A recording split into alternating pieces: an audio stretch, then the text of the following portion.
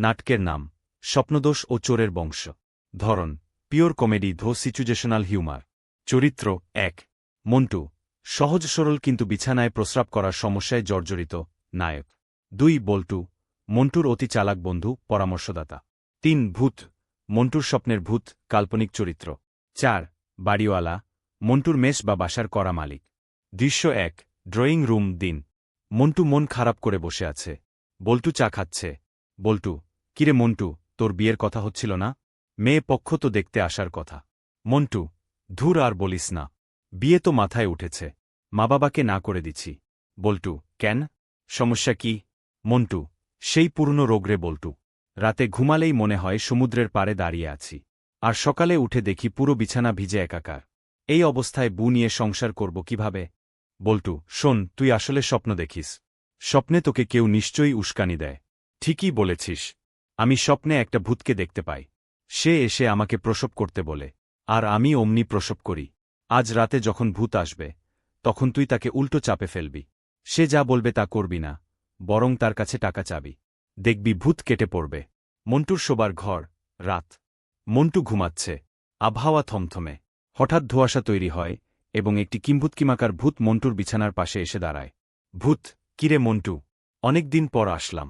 আয়, আজ দুজনে মিলে একটা ঝরনা দেখি। চল নদী বানাই। মন্টু স্বপ্নে, না, আজ নদী বানাবো না, আগে টাকা দে।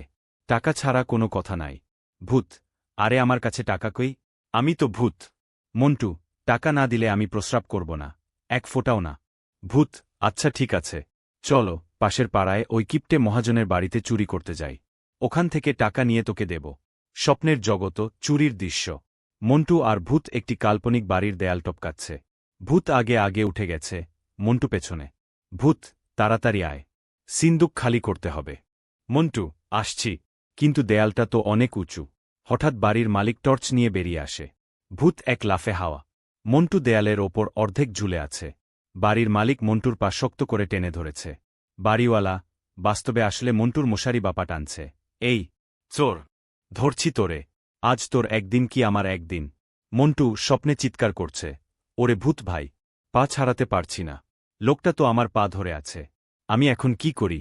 ভূত দূর থেকে নেপথ্য কণ্ঠে, আরে গাধা, হাত তো খালি আছে, ও তোর পা ছাড়ছে না, তুই ওর মাথার ওপর পায়খানা করে দে, তাইলে ও ঘেন্নায় হাত ছেড়ে দেবে, তাড়াতাড়ি কর। ক্লাইম্যাক্স, বাস্তব জীবন।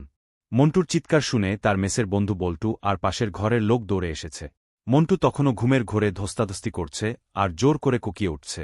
বল্টু, মন্টু, এই মন্টু, জাগ, কিরে কি করছিস?